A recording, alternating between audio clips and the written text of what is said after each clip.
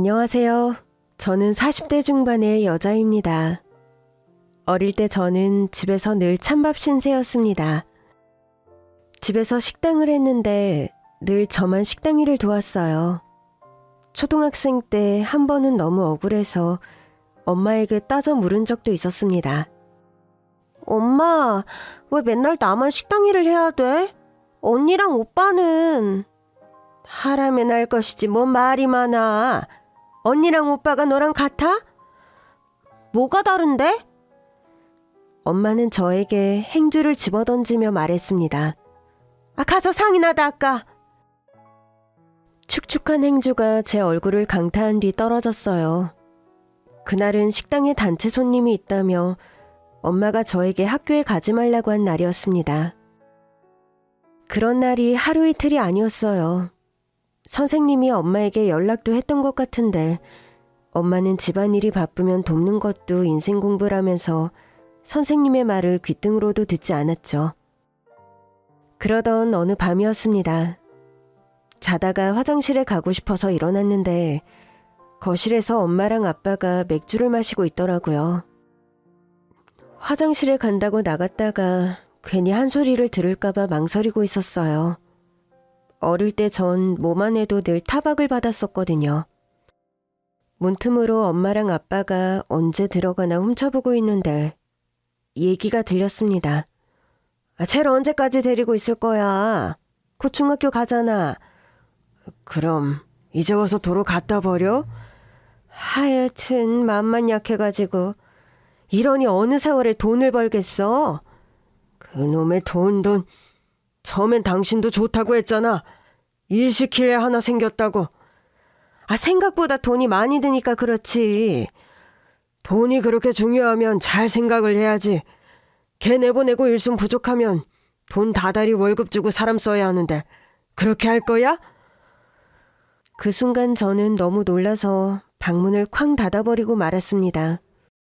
문을 닫고는 서둘러 이불 속으로 들어갔어요. 머리끝까지 이불을 쓴 채 자는 척을 하는데 방문이 열리더라고요. 문이 열려 있었나? 바람이 불었나 보지. 이불 속에 숨어 있는데 심장이 어찌나 뛰던지. 문이 다시 닫힌 뒤 저는 이불 속에서 숨죽여 울었습니다. 그날에서야 알았어요. 왜 언니 오빠는 안 해도 되는 식당 일을 저만 해야 하는지를. 중학생이 되던 해 저는 도망쳤습니다. 언제고 버려질 수 있는 처지라는 사실이 저를 절박하게 만들었어요. 고속버스를 타고 계모와 계부가 사는 동네에서 멀리 떨어진 시골 동네로 가서는 기억을 잃은 척 했더니 시설로 보내주더라고요. 그곳에서 전 새 이름을 받아서 20살이 되기 전까지 살았습니다. 처음엔 집으로 돌아가고 싶은 마음도 있었지만 보육원에서의 생활이 차라리 마음이 편했어요. 그곳에선 일하지 않아도 공부할 수 있었고 적어도 저를 속이는 사람은 없었으니까요. 20살이 되어 시설을 나온 뒤 저는 뒤늦게 기억을 되찾은 척 경찰서로 갔습니다. 자립할 나이가 되고 보니 계모와 계부에게 감사하다는 인사는 하고 싶었어요. 그 집으로 돌아갈 생각은 없었지만 생사를 알리는 게 도리라고 생각했습니다. 그런데 이게 웬일인지 계부는 세상을 떠난 뒤였고 계모 역시 생사가 위독한 상태라고 했습니다. 운영하던 식당에 불이 나는 바람에 그렇게 됐다고 하더라고요. 병원으로 가보니 계모가 전신에 화상을 입은 채 알아볼 수도 없는 상태로 겨우 숨만 쉬고 있더라고요. 그러나 환자 이름은 계모가 맞았고 저는 화상으로 인해 눈도 못 뜨는 계모에게 조심스럽게 다가갔습니다. 엄마. 그 순간 계모가 움찔하더라고요. 나왔어. 엄마가 주워다 키워줬던 가짜 딸. 이렇게 될 줄 몰랐네. 더 일찍 올 걸 그랬다. 엄마랑 아빠가 날 속인 게 미워서 도망쳤었어. 그 순간 계모가 숨을 가쁘게 쉬더니 뭔가를 말하려고 하더라고요. 이 계모는 사람의 이름을 말하는 것 같았는데 그건 계모의 이름도 의붓 언니의 이름도 아니었어요. 그게 누군데? 네 생모. 저는 너무 놀라서 다시 물었습니다. 다시 말해봐. 날 낳아준 엄마 이름이 뭐라고? 김미희. 김미희?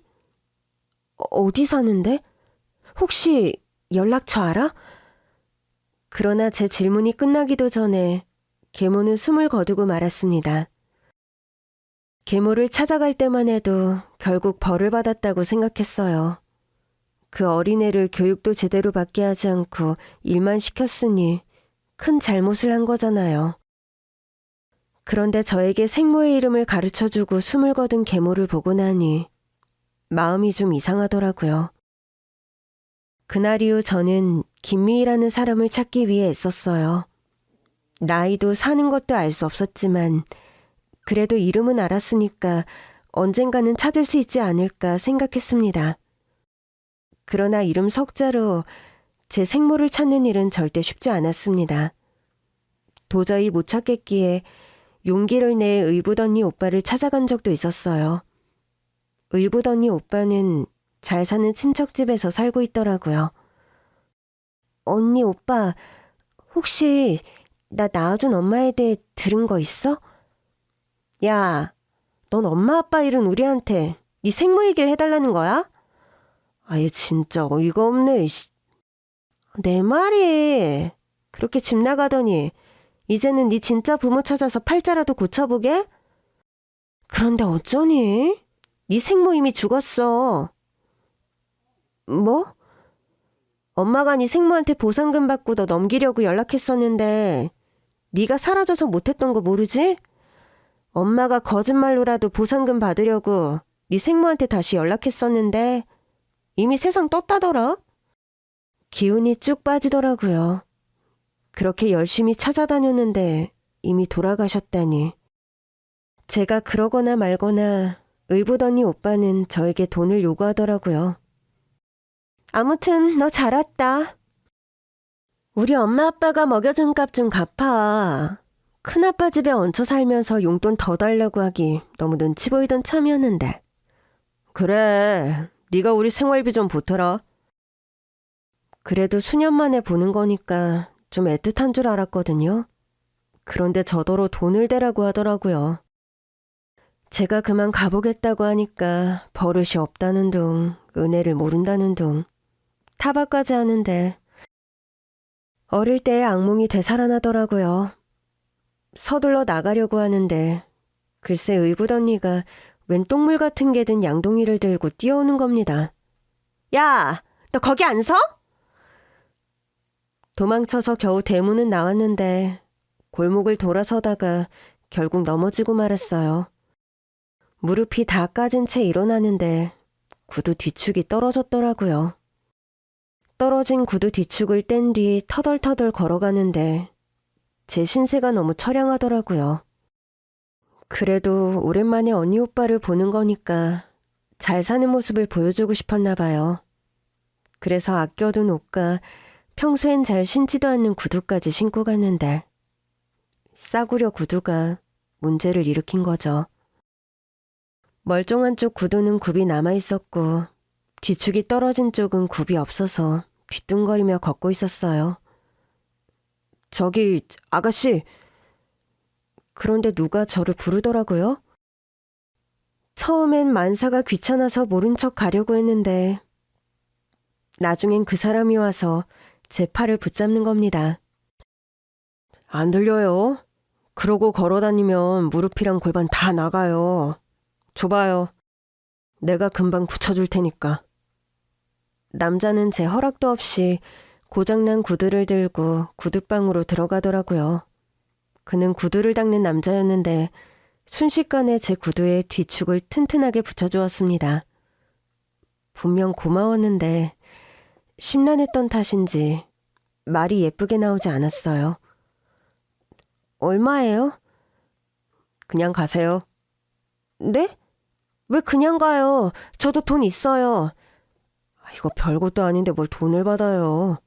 그냥 접착제로 딱 붙여주기만 한 건데. 그냥 가세요. 됐다고요. 저 돈 있다고요. 제가 이런 싸구려 구두나 신고 다니니까 구두 수선비도 없을까봐 이러는 거예요? 저는 서름에 복받쳐 소리쳤고 구두 닦기 남자는 어리둥절한 얼굴로 저를 보며 중얼거렸습니다. 아니죠. 그 정도는 서비스로 해줄 수 있는데 대신 다음에 구두 닦을 일 있으면 가지고 오면 되죠. 나도 영업하는 거예요. 손님 확보하려고. 저는 결국 구두 닦기 남자 앞에 10,000원짜리 한 장을 내려놓은 뒤 구두방을 나왔습니다. 자존심에 10,000원짜리를 덥석 주고 나왔는데 솔직히 좀 아깝더라고요. 그때 제가 산 구두값이 10,000원이었거든요. 차라리 새 구두를 샀으면 그만인데 굳이 고쳐줘서 사람을 피곤하게 만든다 싶었죠. 그런데 며칠 뒤 퇴근하고 오는데 그 구두방이 보이더라고요. 모른 척 지나치려고 하는데 그 구두 닦기 남자가 또 어떻게 알았는지 저를 따라오는 겁니다. 손님! 저는 이번에도 모른 척 더 빠르게 걸었습니다. 그러나 구두 닦기 남자는 숨까지 헐떡거리며 달려와서는 제 손에 잔돈을 쥐어주었습니다. 그때 수선비를 너무 많이 주셔서 돌려드리려고요. 그는 저를 보며 해맑게 웃었고 그 순간 갑자기 미안한 마음이 들었습니다. 그냥 구두굽이 부러진 여자를 도와준 것뿐인데 타박이나 듣고 그래놓고 또 수선비를 많이 받은 게 마음에 걸려서 저를 기다렸던 거잖아요. 그럼 살펴가세요. 구두약이 묻은 구두 닦기 남자가 또다시 환하게 웃으며 말했고 저도 모르게 그 남자의 팔을 붙잡고 말았습니다. 저녁 먹었어요? 예? 저는 그 남자가 쥐어준 잔돈을 보여주며 말했습니다. 이걸로 저기 포장마차에서 우동이나 같이 먹든가요. 예? 구두 닦기 남자는 당황하면서도 잠깐 구두방 문만 닫고 오겠다고 하더라고요. 그날 저는 구두 닦기 남자와 저녁을 먹으며 허심탄회한 이야기를 나눴어요. 미안해요. 그날 제가 안 좋은 일이 있어서. 그랬으니 그 꼴로 다녔겠죠. 뒤축 떨어진 구두나 신고 다니고. 평소엔 구두 안 신어요. 그래서 그냥 버리려고 했죠. 고쳐 신으면 되는데 왜 버려요? 돈 아깝게. 그냥요. 그 구두가 내 처지 같아서. 그러니까 고쳐서 잘 닦아서 신어야죠. 세상에 내 발에 딱 맞게 길들인 구두만한 구두가 또 있는 줄 알아요? 비싼 구두보다 내 발에 맞는 구두가 최고로 좋아요. 남자는 제 또래 같았는데 말하는 게 참 어른스럽더라고요. 아무튼 제 태도 때문에 기분 나쁘셨다면 용서해 주세요. 그런 기분 저라고 왜 모르겠어요. 지금도 제가 구두방에서 구두 닦고 있으면 사람들이 그래요. 젊은 남자가 나가서 큰일을 해야지 왜 남의 구두나 닦고 있냐고. 근데 저 구두방 하나가 그렇게 든든할 수가 없어요. 제가 13살부터 길바닥에서 구두를 닦았거든요. 그 돈으로 저 자리에 구두방도 내고 동생들 학교도 보냈어요. 그러니 남들이 좋다고 하는 일이 무슨 소용이에요. 나한테 좋은 게 최고지. 그날 이후 저는 구두 닦기 남자와 좀 친해졌습니다. 한 번씩 저녁도 같이 먹고 영화도 같이 보고 그러다 보니 연인이 돼 있었죠. 그는 매일같이 밥 먹고 영화 보고 그러는데 돈 쓰지 말고 그냥 같이 살자고 하더라고요. 저는 결국 남편과 결혼했고 이후로 함께 구두를 닦기 시작했어요. 처음엔 그럴 생각이 아니었는데 알고 보니 구두방 수입이 꽤 좋더라고요. 저는 남편과 같이 구두를 닦으며 좋은 집도 사고 가게도 더 크게 옮기는 꿈을 꾸기 시작했습니다. 문제는 남편이 구두 닦은 돈으로 먹고 살고 학교까지 졸업한 시동생들이 너무 싹수가 없다는 것이었습니다. 남편보다 먼저 결혼한 시동생들은 남편의 뒷바라지 덕에 번듯한 대학을 나와 번듯한 직장에 다니고 있었습니다. 동서들도 마찬가지였어요.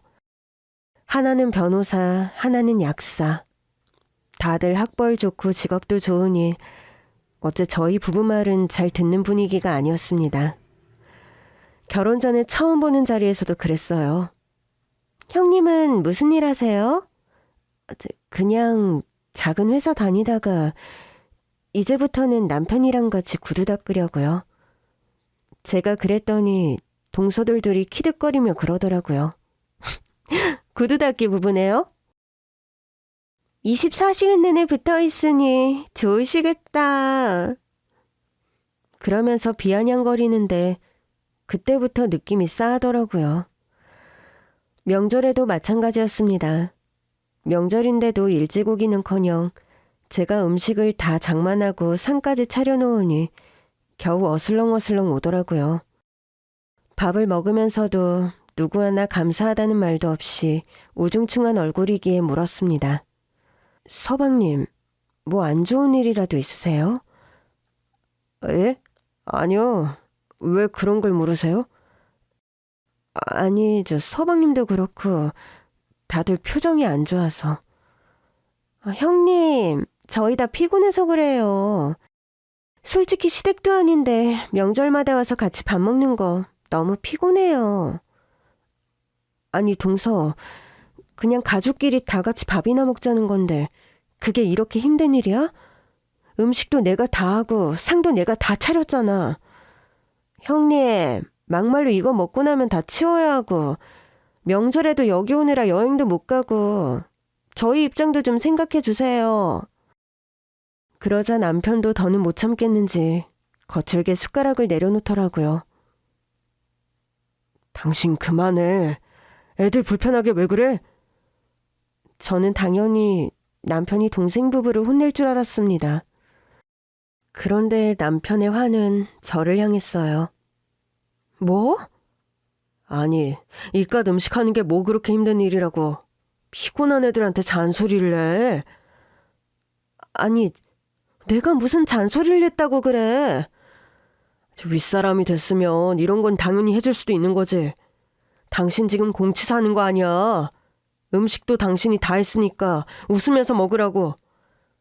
아니, 그게 아니라 나는 가족끼리 모였으니까 그간의 얘기도 좀 하고. 그만하래도!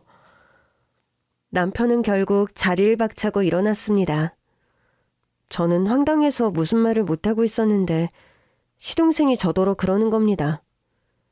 형수, 형 말 신경 쓰지 말아요. 형이야말로 우리한테 공치사를 얼마나 하는데 키워주고 먹여줬다고. 자기가 무슨 부모인 줄 알아. 내 말이 이제 우리도 다 장가갔고 자기도 장가갔으면 각자 잘 살면 되는 거 아니야? 아, 진짜 지겹다. 시동생들은 남편이 자기들을 키워준 것에 대해선 감사한 마음이 전혀 없더라고요. 아니지, 서방님. 그래서 형님이 키워준 게 고맙지도 않아요? 막말로 엄마 아빠가 그렇게 되셨으니까 형이 할 일을 한 거잖아요. 우리도 형 밑에서 크느라 얼마나 힘들었는데요. 구두 닦아서 겨우 하루에 2끼 먹고 새끼 제대로 먹은 건 다 커서였어요. 난 차라리 형이 우리 버렸으면 싶었다니까. 차라리 고아원에 가면 새끼는 다 먹여줄 텐데 싶어서. 저는 결국 시동생 부부에게 소리치고 말았습니다. 형이 니들을 버렸으면 니들이 지금처럼 이렇게 번듯하게 살 수 있었을 것 같아? 그럼 이제라도 그렇게 소원하던 고아원에 가서 살아. 남편이 불쌍하기도 하고 한편으론 그런 상황을 자초한다 싶기도 했어요. 처음엔 남편을 설득했었어요. 여보, 사람이라면 자기를 위해 희생하고 헌신한 사람에게 감사해야 하는 거야. 이제라도 그걸 가르치는 게 당신이 할 몫이야. 당신이 왜 끼어드는 건데? 당신이 우리가 산 시간을 알아? 내 동생들한테 잔소리할 거면 당장 나가! 결혼 전엔 몰랐어요. 저렇게 자기 동생들에게만 수뇌부를 지키는 사람인 줄. 저는 남편에게 재차 물었습니다. 나냐 동생이냐. 남편은 끝내 동생들 편을 들더군요. 저는 결국 남편과 헤어졌고 그 집을 나왔습니다. 이혼 후에도 저는 구두 닦기를 계속했어요. 사실 제가 기술이 꽤 좋아져서 단골이 꽤 됐거든요. 대부분이 출장 손님이었습니다. 그러던 어느 날 대형 로펌에서 연락이 왔어요. 저한테 늘 구두를 닦던 분이었는데 동료 변호사들 구두까지 닦겠다며 연락을 주셨더라고요. 저는 기쁜 마음으로 달려갔죠. 그런데 그 로펌에 동서가 있는 겁니다. 동서는 저를 보자마자 쪽팔리다며 꺼지라고 했습니다. 그러나 저는 제 단골 손님과의 약속을 어길 수 없었어요. 그런데 제가 닦은 구두를 신은 로펌의 대표 변호사가 저를 뚫어지게 보더니 묻는 겁니다. 혹시 어머님 성함을 물어봐도 될까요? 저는 죽은 엄마의 이름을 알려주었는데 이름을 들은 변호사들이 일제히 울기 시작하는 겁니다. 저는 전화를 준 단골 손님의 사무실에서 구두를 닦은 뒤 대표 변호사라는 분의 방으로 갔어요. 나이가 지긋한 대표 변호사는 바쁘게 일을 처리하고 있었습니다. 선배님, 제가 아까 말씀드린 분이에요. 선배님 구두도 주시면 바로 닦아주실 거예요. 아, 그래요? 감사합니다. 그럼 잘 부탁드려요. 대표 변호사는 꽤 바빠 보였습니다. 제가 구두를 닦는 내내 전화를 받으며 서류를 확인하느라 정신이 없더라고요. 저는 제 일을 열심히 했고 반질반질하게 닦은 구두를 그분의 발 앞에 내려놨습니다. 저는 이만 가보겠습니다. 구두 닦은 값은 계좌로 받기로 했었거든요. 조용히 인사를 한 뒤 나가려고 하는데 그분이 저를 붙잡더라고요. 아주 죄송해요. 제가 일이 좀 많아서. 와, 아유 구두를 정말 잘 닦으시네요. 잠시만요. 제가 수고비 좀... 아닙니다. 돈은 제 손님이 계좌로 한 번에 보내주신다고 했어요. 그분한테 주시면... 이건 별도로 드리려고요. 팁이라고 하면 기분이 나쁘실까요? 예? 괜찮은데... 저는 괜찮다고 했지만 대표 변호사라는 분은 계속 지갑을 찾더라고요. 여기 있네요. 기다리게 해서 죄송합니다. 그는 제가 닦아준 구두를 신은 채 지갑을 들고 저에게 왔어요. 그런데 가까이에서 제 얼굴을 보던 그분이 고개를 갸웃거리는 겁니다. 왜 그러세요? 그는 아니라며 지갑에서 돈을 꺼내려다 말고 또 저를 보더라고요. 변호사님, 혹시 현금이 없으신 거면 제 단골 손님한테 계좌이체로... 그게 아니라 혹시 어머님 성함을 물어봐도 될까요? 저는 당황했습니다. 갑자기 제 엄마 성함을 물으니 좀 혼란스러웠어요. 저를 어릴 때 키워준 계모의 이름을 대해야 할지 아니면 계모가 알려준 생모의 이름을 대해야 할지 모르겠더라고요. 저는 고민 끝에 말했습니다. 김미희요. 대표 변호사는 잠시 생각하더니 다시 물었습니다. 혹시 김미희가 아니라 김인희 씨 아닌가요? 네? 그게 제가 어릴 때 엄마를 잃어버려서 이름만 겨우 알고 있어서요. 근데 그것도 정확히 들은 건 아니고요. 어릴 때 부모님을 잃어버렸어요? 갑자기 그 대표 변호사가 슬픈 얼굴로 묻는데 저도 모르게 고개를 끄덕였습니다. 네, 실은 키워주신 분들이 친부모님인 줄 알았는데 아니었더라고요. 그 순간 대표 변호사가 저를 와라 끌어안았습니다. 어머, 왜 이러세요? 어머니 이름은 김인자 희자야.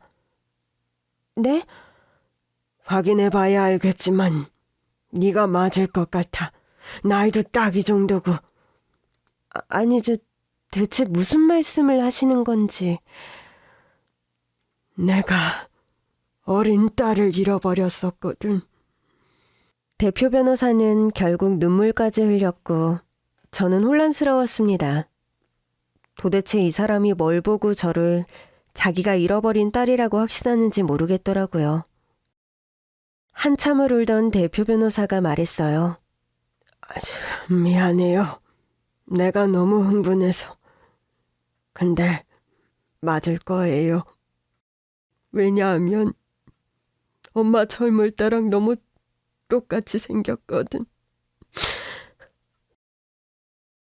대표 변호사는 지갑에서 아내의 사진을 꺼내서 보여주었어요. 사진을 본 저도 깜짝 놀라고 말았습니다. 정말 이분이 아내분이세요? 네. 사진 속 여자는 정말 저를 빼닮았더라고요. 아니, 제가 사진 속의 여자를 빼닮은 거겠죠. 대표 변호사는 바로 친자 확인을 해보자고 했고 저도 동의했습니다.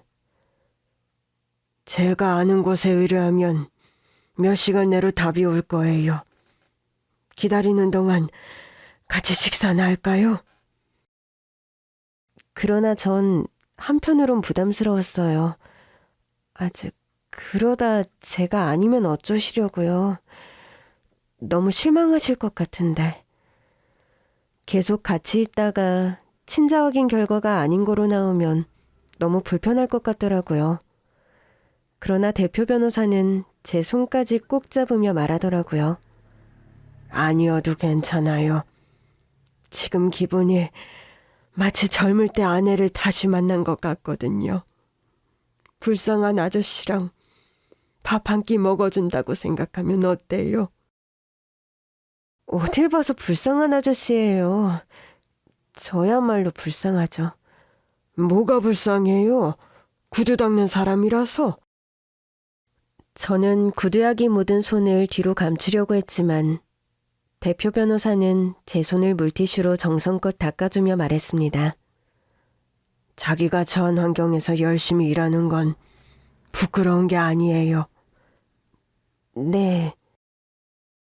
저는 결국 대표 변호사를 따라 나갔고 그 모습을 멀리서 본 동서가 황당하다는 표정을 짓더라고요. 저는 일단 모른 척 그분을 따라갔습니다. 대표 변호사님은 저를 고급 레스토랑으로 데리고 갔어요. 처음엔 너무 부담스러웠는데 조용한 곳에서 식사하니 마음이 좀 편해지긴 하더라고요. 그래서 구두 닦는 남편을 만나서 기술을 배우게 된 거군요. 네, 끝은 좋지 않았지만 그래도 저를 좋아해주고 가족이 되어준 사람이니까 고맙게 생각하고 있어요. 그전에는 어떻게 살았어요? 계속 양부모님이랑 같이 살았던 거예요? 아니요, 도망쳐 나와서 살았어요. 그 집에서 무슨 일이 있었어요? 제가 친자식이 아닐 걸 알고 무서워서 도망쳤어요. 어릴 때부터 언니 오빠들은 안 시키는 식당 일을 저한테만 시키셨는데 식당이 바쁠 땐 학교도 안 보내주셨거든요.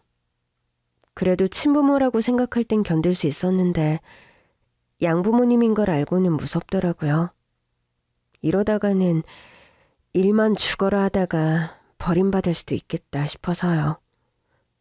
세상에, 아무리 그래도 그렇지 학교를 안 보냈다고요? 식당이 너무 바쁠 때는 그랬어요. 그래도 그러면 안 되지. 배울 권리라는 게 있는 건데. 그 어린 나이에 고생이 많았겠네. 그러면서 저를 안쓰럽게 보시는데 저도 모르게 울컥하더라고요.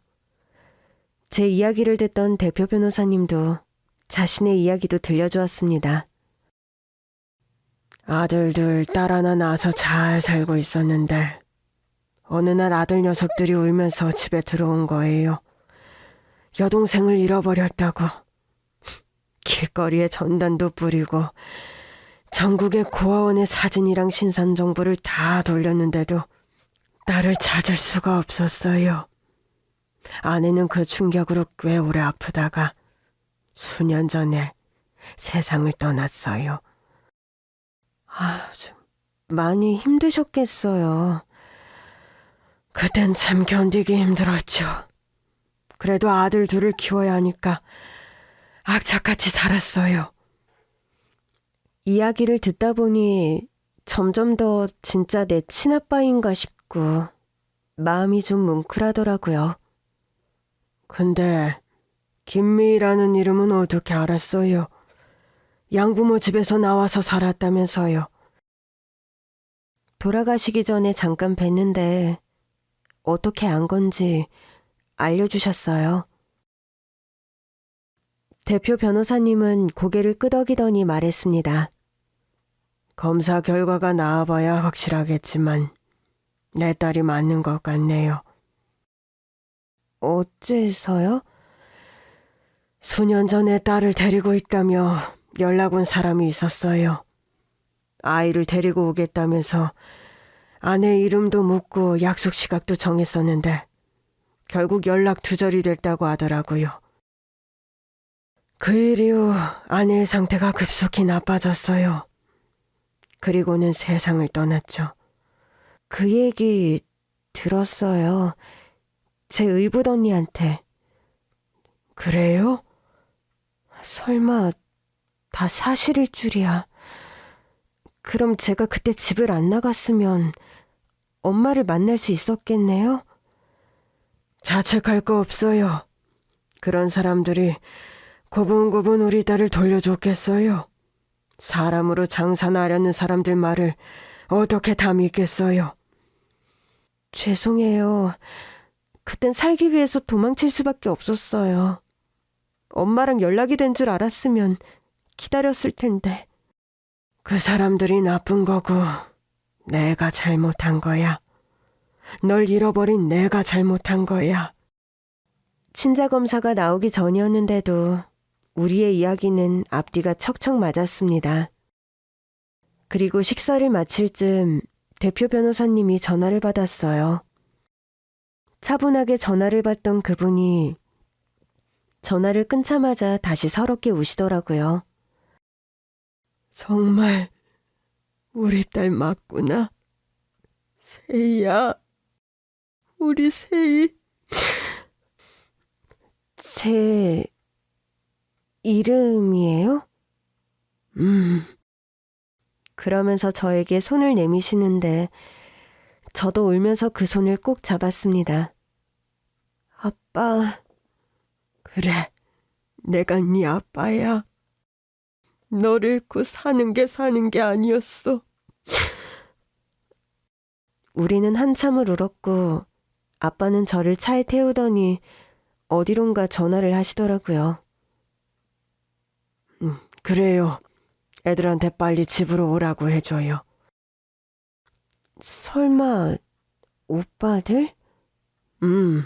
사실 아까 로펌에 둘 다 있었는데 아까는 확실하지 않아서 인사를 못 시켰어. 집에서 만나자. 아빠의 차를 타고 도착한 곳은 저택이었습니다. 저는 아빠와 함께 집으로 들어갔고 이미 도착해 있던 오빠들이 저를 보면서 엉엉 울더라고요. 세희야, 미안해. 오빠가 미안해. 오빠들과의 눈물의 상봉을 마친 뒤 아빠가 제 이름에 관해 설명해 주셨어요. 그래서 너는 리틀 세희라고 불렀었어. 엄마 소원이 딸을 낳는 거였는데 첫째도 둘째도 아들이 낳은 거야. 그러다 셋째로 널 낳더니 자기랑 똑같은 이름을 지어주고 싶다고 하더라고. 처음으로 진짜 가족들의 따뜻한 손을 잡은 날이었어요. 오빠들도 저를 어찌나 애틋하게 보던지 시선이 너무 뜨거워서 제가 다 민망할 정도였죠. 조금 뒤 오빠의 아내들도 도착하면서 집은 더 시끌벅적해졌습니다. 아가씨, 이제야 저도 마음이 편하네요. 매번 아가씨 생일마다 오빠가 아가씨 노래를 불렀어요. 어머, 그랬어요? 아이 참, 당신도 창피하게. 사실이었잖아. 우리 집은 제가 결혼했던 전 남편의 집과는 확연히 다르게 따뜻하고 정겨웠어요. 새언니들도 저를 너무 반가워해 주시더라고요. 한바탕 가족들과 인사를 마친 뒤 오빠네 부부들은 각자 집으로 돌아갔고 저는 아빠가 안내해주는 2층 방으로 갔습니다. 여긴 손님 방이에요? 아빠가 방문을 여는데 그 안은 온통 분홍색으로 꾸며져 있더라고요. 어머, 이게 다 뭐예요? 혹시 손주 방? 네 방이야. 엄마가 살아생전에 꾸몄던 방. 네? 정말요? 네 엄마가 살아서 널 봤다면 정말 좋아했을 텐데. 네 손을 잡고 이 방에 들어오는 게 엄마의 소원이었어. 저는 울컥한 아빠의 손을 꼭 잡으며 말했습니다. 아빠가 대신 이뤄주세요. 우리 손 꼭 잡고 들어가요. 저랑 아빠는 손을 꼭 잡은 채 그 방으로 들어갔고 다 커서 본 아빠인데도 손을 잡는 게 어색하지가 않더라고요. 저는 엄마가 꾸며주었다는 핑크색 공주님 방에서 편안히 잠들었습니다. 다음날 눈을 떠보니 처음으로 늦잠이라는 걸 잤더라고요. 거실로 내려왔더니 일하는 아주머니들이 식사도 차려주시고 아빠가 주고 가셨다면서 신용카드도 주시더라고요. 대표님이 아가씨한테 드리라고 했어요. 필요한 거 있으면 다 사시래요. 저 돈 있어요. 이런 거 안 주셔도 되는데. 지금껏 못 해주신 것만 생각하고 계시니까 대표님 섭섭하지 않게 얼른 받으세요. 일단 받긴 했는데 그 카드를 어떻게 쓰겠어요. 저는 일단 살던 집으로 가서 짐 정리를 시작했습니다. 하루아침에 제가 살던 단칸방으로 돌아와 보니 꿈에서 깬 것 같은 기분이 들더라고요. 그런데 그때 모르는 번호로 전화가 오더라고요. 누군가 싶어서 받아보니 익숙한 목소리가 들렸습니다. 형님, 저예요. 어제 로펌에서 본 동서였습니다. 무슨 일이야? 잠깐 좀 볼 수 있을까요? 무슨 일인데? 아니, 어제 저희 로펌 대표님하고 왜 같이 나가신 거예요? 설마 요즘은 부업도 뛰세요? 겨우 전화까지 해서 한다는 소리가 너무 천박하더라고요. 어디서 보자는 건데? 로펌에서 보시죠. 어제 오셨으니 길은 잘 아시겠죠? 뭐? 로펌에서? 좀 당황스러웠습니다. 로펌에는 아빠와 오빠들이 있을 텐데 싶어서 고민하다가 일단 만나기로 했어요. 도대체 무슨 소리를 하고 싶어 저러는지 모르겠더라고요. 로펌으로 갔더니 저를 회의실로 데리고 가더라고요. 왜 여기로 부른 거야? 솔직하게 말씀하세요. 저희 로펌 대표님이랑 어제 어디 갔어요? 밥 먹으러 갔어. 어머, 이것 봐. 하긴 구두 닦기로는 영 벌이가 안 되겠죠. 이혼까지 하셨으니 아주버님이랑 같이 벌던 것만도 못할 거고. 대체 무슨 소리를 하고 싶은 거야? 이거 봐봐. 오늘따라 웬 블라우스? 형님이 블라우스도 입고 다녀요? 내가 뭘 입든 동서랑 무슨 상관인데? 형님, 이러고 다니는 거 보니까 내가 마음이 안 좋아서 그래요. 그러지 말고 아주버님이랑 다시 합치시는 건 어때요? 동서는 갑자기 황당한 소리를 했습니다. 이 일은 제가 비밀로 해드릴게요. 뭘 비밀로 하겠다는 거야? 우리 로펌 대표님이랑 그렇고 그런 사이인 거? 동서, 뭔가 단단히 착각하고 있는 것 같은데. 안 그러면 이 영상 로펌 안에도 퍼뜨리고 아주버님한테도 보여드릴 거예요. 그러더니 회의실 화면에 어제 제가 아빠와 다정하게 로펌을 나가는 모습이 찍힌 동영상을 트는 겁니다. 변호사니까 알 텐데 이거 불법인 거? 그러니까 제가 퍼뜨리겠다는 소리가 아니잖아요. 아주버님이랑 재결합만 하세요. 그럼 다 없던 일로 할 테니까. 갑자기 연락해서는 왜 그런 소리를 하는 건데? 솔직히 형님이랑 아주버님 이혼한다고 해서 엄청 좋아했는데 이혼하고 나니 아주버님이 밥도 안 드시고 수척해졌다고 남편이 자꾸 반찬을 해다 주라고 하잖아요. 참 별일이다 싶었죠. 제가 있을 때만 해도 형한테 감사한 줄 모르고 버릇없이 굴더니 형이 기진맥진하니 또 신경을 쓰는 모양이었습니다. 해다 주면 되겠네. 동서도 나한테 반찬 많이 얻어먹었잖아. 그거 그 사람한테 해줘. 형님이야말로 뭔가 착각하는 것 같은데요. 내가 무슨 착각을 하는데? 우리 대표님이 아무리 나이가 많아도 형님 같은 사람을 제치자리에 앉힐 것 같으세요? 뭐야? 우리 대표님 아들 둘 다 변호사예요. 집안이 대대로 잘 먹고 잘 살았다고요. 그런데 형님 같은 고아에 구두 닦기나 하던 여자를 진심으로 대할 것 같아요? 동서, 여기 동서 직장 아니야? 말은 좀 가려서 하지 그래? 그러니까 이혼 좀 취소하고 아주버님 좀 데리고 살아요. 그건 동서가 상관할 일이 아니고. 나한테 자꾸 아주버님을 떠넘기니까 그러는 거 아니에요. 그건 서방님이랑 둘이 해결해. 저는 회의실을 나오려고 했습니다.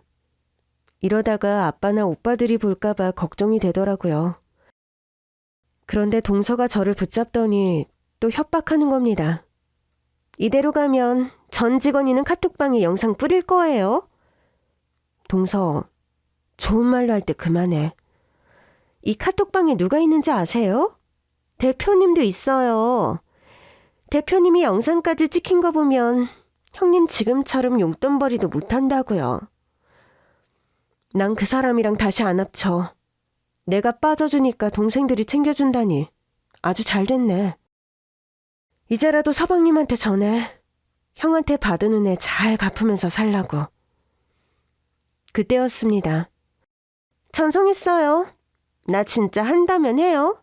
내가 못할 것 같아요? 동서, 진짜 왜 이래?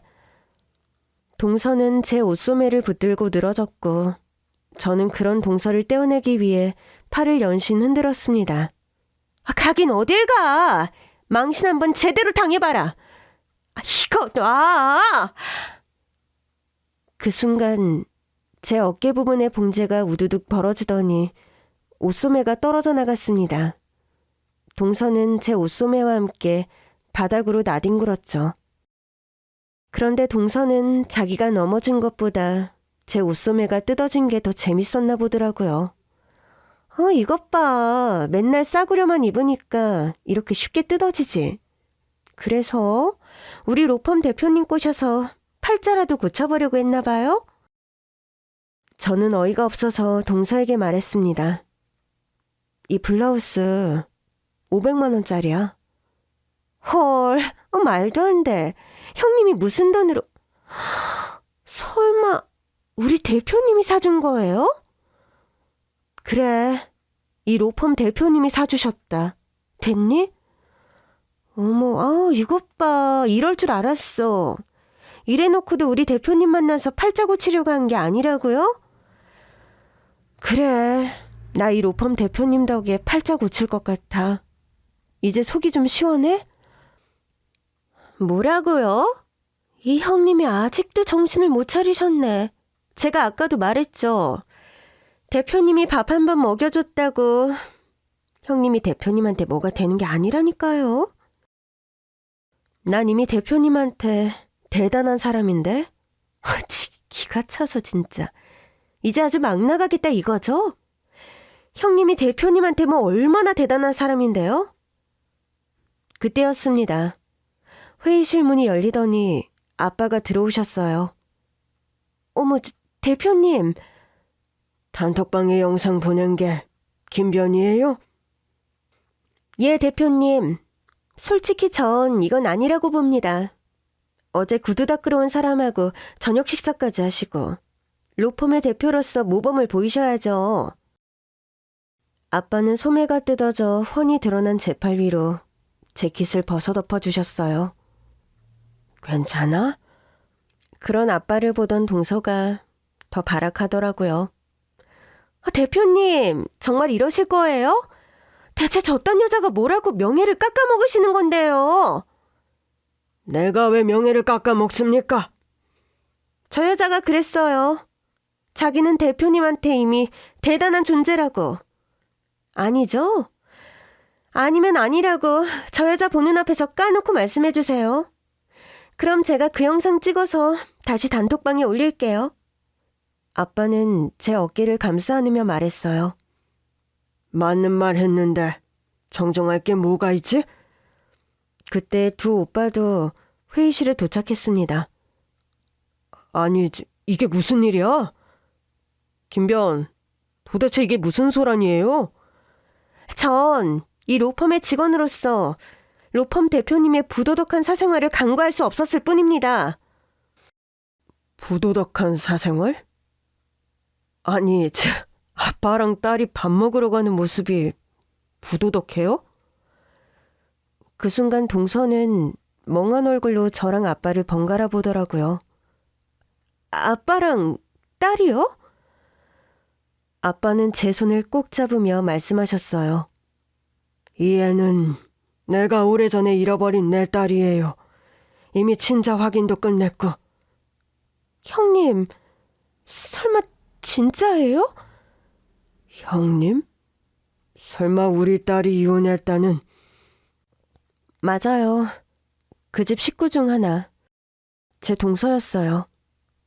세상에 이런 인연이 다 있나?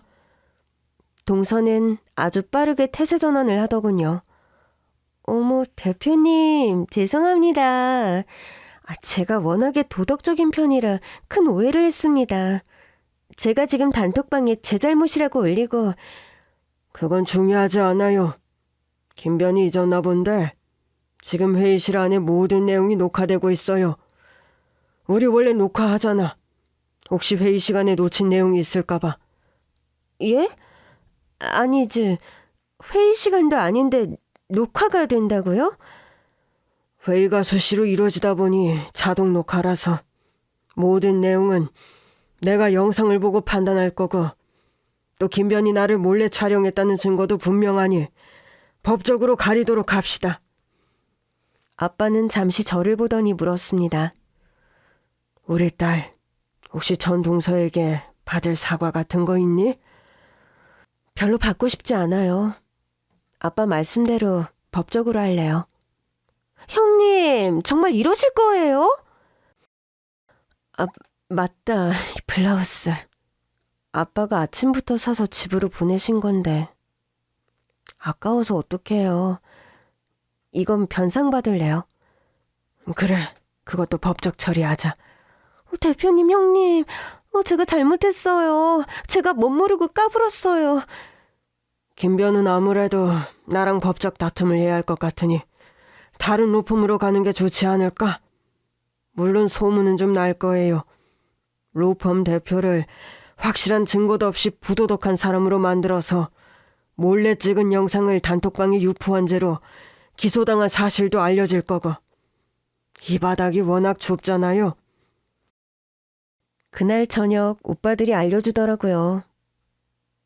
김변이 워낙 일을 못해서 내부적으로도 말이 많았던 것 같아. 이참에 나가게 돼서 좋아하는 사람도 많더라고.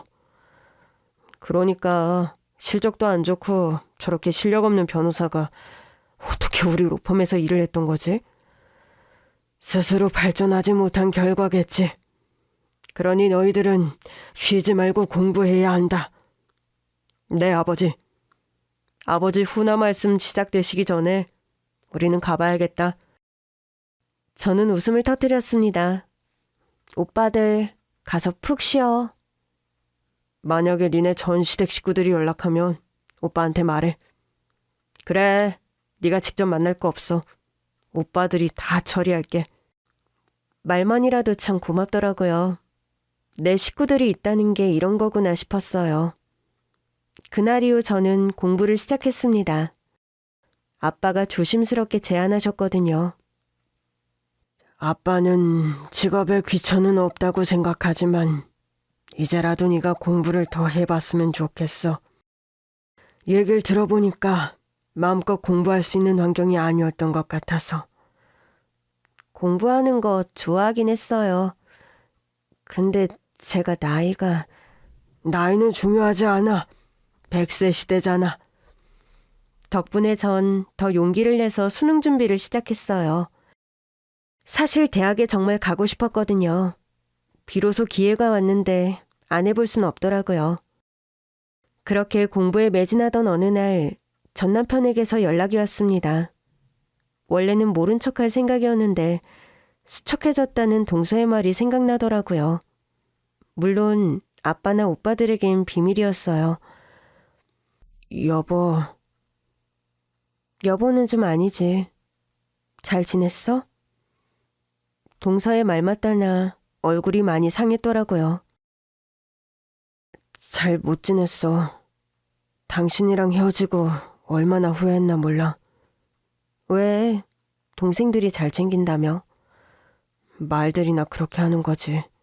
요새는 난리도 아니야. 당신 만나서 설득 좀 해달라고. 설마 동서 로펌에서 잘린 일 말하는 거야? 그게 도저히 다른 데 취업이 안 되나 봐. 그럼 개업하면 되지. 아직 개업하기엔 실력도 인맥도 없다고. 설마 당신 그 얘기하려고 만나자고 한 거야? 이혼하고 연락 한 번 없던 사람이? 당신이 좀 봐주는 게 맞지 않아? 그래도 윗사람이었고 같은 식구였는데 괜히 애들 속 뒤집지 말고. 당신은 여전히 당신 동생들 편이구나? 그럼 내가 내 동생들 편이지. 나 버리고 간 당신 편인가? 말은 제대로 해. 나더러 나가라고 한 건 당신이야. 잘 지내느냐는 인사 한마디 없이 또다시 동생들 얘기만 하는 글을 보는데 괜히 만났다 싶더라고요. 잘 지내. 그렇게 애틋한 당신 동생들이랑 평생. 그날 이후 저는 정말 공부에만 매진했어요. 그러나 늦게 시작한 공부가 쉽진 않더라고요. 제가 시무룩해 있으니 아빠가 저를 달래주시더라고요. 딸, 아빠는 너한테 엄청 기대하고 있어. 아빠, 가뜩이나 머리도 안 돌아가는데 그렇게 말하면 너무 부담스럽잖아요. 넌 내 딸이야. 네가 자신이 없을 땐 아빠랑 엄마를 믿어봐. 오빠들만큼 못하면요? 왜 오빠들하고 비교해? 넌 네가 잘하는 걸 하면 돼. 저는 아빠가 저에게 기대를 안 하실 줄 알았거든요. 일단 저부터가 저에게 기대가 없었어요. 나이도 많고 이제와 시작하는 공부가 뭐 얼마나 대단한 결실을 볼까 싶었거든요. 그런데 여전히 저의